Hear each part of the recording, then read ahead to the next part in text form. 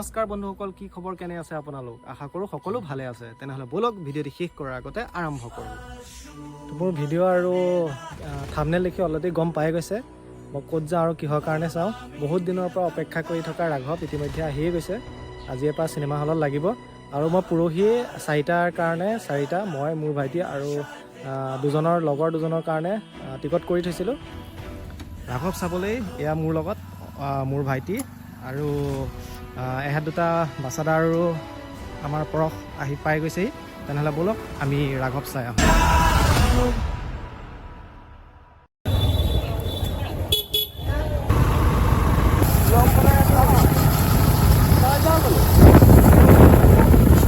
যদি তেজপুৰৰ ছাইডে আহে, তেজপুৰৰ বিশেষকৈ কলিয়াবৰ তিনিআলিৰ পৰা যিটো ৰাস্তা নলতলীলৈকে, কলিয়াবৰ তিনিআলিৰ পৰা আপোনাৰ তেজপুৰলৈকে যিটো ৰাস্তা, সেই ৰাস্তাটো আপোনালোকে যদি আহে তেনেহ'লে একদম সুন্দৰ এটা আমাৰ অসমৰ ৰাস্তা যেন নালাগিব, বেলেগৰ ৰাস্তা যেন লাগিব, অনুভৱ হ'ব। আৰু আমি আহি এতিয়া নলতলী পাই গৈছোঁ। নলতলী পাৰ হৈ আমাৰ চুলুং পাই গ'লোহি। চুলুং পোৱাৰ লগে লগে আৰু অকণমান গ'লে আমি তেজপুৰ পাম, তেজপুৰ দলং পাম, কলিয়াভোমোৰা ব্ৰিজ, আৰু কলিয়াভোমোৰা ব্ৰিজৰ পাছতে তেজপুৰৰ পিছতে ৰাঘৱ। আৰু আমি এতিয়া তেজপুৰৰ দলং, কলিয়াভোমোৰা ব্ৰিজ পাৰ হ'লোঁ। কলিয়াভোমোৰা চিনেমাখন চাবলৈ মেইন উৎসাহটো মানে হৈছে অসমীয়া চিনেমা। উৎসাহটো মেইন থকাৰ কাৰণ হৈছে অসমীয়া চিনেমা। তেজপুৰ চহৰখন আচলতে বহুত চাফা, ভাল লাগে সেইটো কাৰণে আহিবলৈ। আৰু এইটোৱেই চিনেমা হল, আৰু আমি ভিতৰলৈ সোমাই আহিছোঁ। ইয়াৰ ব্যৱস্থাপনা বহুত সুন্দৰ আৰু আমাৰ বাইক ইয়াতে ষ্টেণ্ড কৰি দিলোঁ। এতিয়া ব'লক আমি টিকট লৈ লওঁ। টিকটটো ইয়াতে দিব। টিকট ল'ব নালাগে, আমাক কৈ দিলে টিকট ল'ব নালাগে। তেনেহ'লে আমি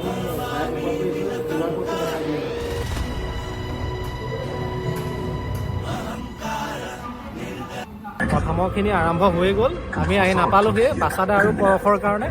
এতিয়া পিছৰখিনি উপভোগ কৰোঁ চিনেমাখন। ব'লক ৰাঘৱ, ফাইনেলি ৰাঘৱ লাগি গ'ল।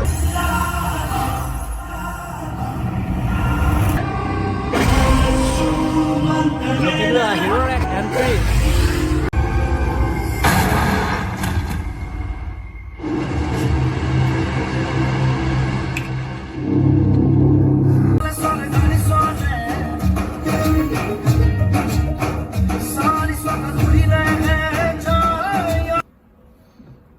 ৰাঘৱৰ ইণ্টাৰভেল দি দিলে।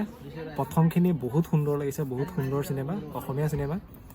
যতীন বৰা এটা কথা কয় নহয়, বাঘ বুঢ়া হ'লেও ঘাঁহ নাখায়। যতীন বৰা বহুত পুৰণা যদিও কি ধুনীয়া সুন্দৰ এক্টিং। আৰু আমাৰ বিশেষকৈ মোৰ বন্ধু নহয়, মোৰ দাদা হয়, জ্যোতিষ্মান দাই বৰ সুন্দৰ এক্টিং কৰিছে। আৰু সকলোকে ইয়াত যিখিনি কলা কৌশলী আছে একদম সুন্দৰকৈ ফিল্মখন বনাইছে। আৰু ফিল্মৰ এডিটিঙৰ পৰা আদি কৰি, গানবোৰৰ পৰা আদি কৰি, বিশেষকৈ নিশিতা গোস্বামী বা বৰ সুন্দৰ এক্টিং কৰিছে। আৰু যতীন বৰা ডাঙৰীয়াৰ কথাটোতো ক'বই নালাগে। তেখেত তিনিও অসমীয়া চিনেমা জগতৰ আটাইতকৈ মোৰ ভাল লগা, বিশেষকৈ সৰুৰ পৰাই, যিমান অকল ময়ে নহয়, মোৰ মা দেউতাহঁতেও সৰুৰ পৰাই যিমান যতীন বৰাৰ চিনেমা চাইছে, হয়তো আজিলৈকে কাৰো চিনেমা চোৱা নাই নেকি। সেয়েহে বহুত সুন্দৰ চিনেমাখন চাওক। আৰু ইয়াৰ পিছত এইটো এতিয়া বৰ্তমান ইণ্টাৰভেল দিছে। ইণ্টাৰভেলৰ পিছতে ইয়াৰ পিছৰখিনি চাম, আৰু পিছৰখিনি কি হয় সেয়া আপোনালোকক মই ভিডিঅ'ৰ জৰিয়তে জনাম। আৰু ইণ্টাৰভেল দিয়াৰ কাৰণে পপকৰ্ণ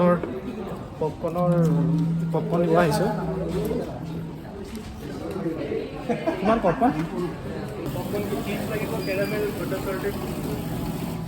খাই কোনটো ভাল লাগে? মানে আপোনাৰ মতে আপুনি এটা মোক হেৰি কওক। কেৰামেলটো মিঠা হ'ব, মিঠাটো নালাগে, বাকীটো দিয়ক। যোনটো ভাল লাগে সেইটোৱে দিয়ক। আৰু পপকৰ্ণ, ক'ল্ড ড্ৰিংকছ খাই ৰাঘৱৰ পৰা পূৰা মজা উঠাই আছোঁ। আপোনালোকেও চাবলৈ আহিব। সঁচাকৈ যতীন বৰাৰ যি এক্টিং কৰিছে সঁচাকৈ বহুত সুন্দৰ লাগিছে। আৰু নিকিতা গোস্বামী বা বহুত সুন্দৰ এক্টিং কৰিছে। কিয়নো এইকণ টাইমত ইমানেই দুখ লাগে। যতীন বৰা মাকে মৰম নকৰে, তেওঁৰ বাপেক নাথাকে, ভায়েক এৰি থৈ গুচি যায়।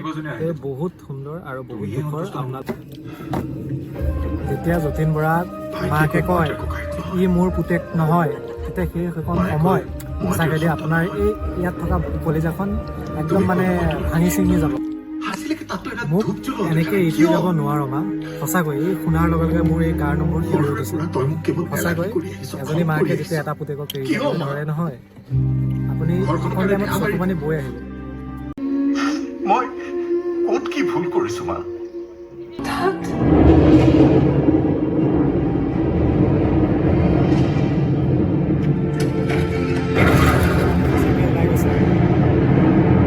যেতিয়া ভায়েকক গুণ্ডাই মাৰে, যেতিয়া ৰাঘৱ, যেতিয়া যতীন বৰা ৰাঘৱ হৈ আহে নহয়, এই বস্তু সঁচাকৈ দেই পেলাই চালোঁ, একদম বঢ়িয়া চিনেমা আহিছে। আপোনালোকে চাবলৈ আহিব। মইতো প্ৰথম চাইছোঁ, কাৰণ যতীন বৰাৰ চিনেমা চাই আগৰ ৰত্নাকৰো চাইছোঁ, আৰু অসমীয়া চিনেমা যিমানে আহিব গোটেইখিনিয়ে চাইছোঁ। এইখনো যিটো আপোনালোকে বহুত সুন্দৰ ধুনীয়া, বিশেষকৈ আপোনাৰ আৰু বিশেষকৈ আপোনাৰ যি ভিডিঅ'গ্ৰাফী, যি মানে কথা কোৱা ডাইলগ আৰু যি মানে এডিটিঙৰ পৰা আদি কৰি একদম বহুত বঢ়িয়া হৈছে। বিশেষকৈ মানে কথা কোৱাৰ ডাইলগবোৰ বহুত সুন্দৰ হৈছে, আৰু ফেমিলিৰ লগত বহি চাব পাৰিব। কোনো ধৰণৰ এনেকুৱা চিন নাইকিয়া য'ত আপোনাৰ যিয়ে কাৰোবাৰ লগত চালে আপুনি আফচোচ অনুভৱ কৰিব। তেনেকুৱা একো নাইকিয়া, একদম সুন্দৰ চিনেমা। সম্পূৰ্ণ অসমীয়া মানুহখিনিয়ে যিখিনি বিচাৰে সকলো আছে। ইয়াত ড্ৰামা আছে, ফাইট আছে, তাৰপিছত অলপমান লভো আছে। গোটেই বস্তুখিনি পেলাই বনাইছে, গোটেইখিনি বুলি এটা মছলা হৈছে, ধুনীয়াকৈ ৰেচিপি দিছে চিনেমাখনৰ। সুন্দৰকৈ চাবলৈ আহিব, বহুত ভাল চিনেমা।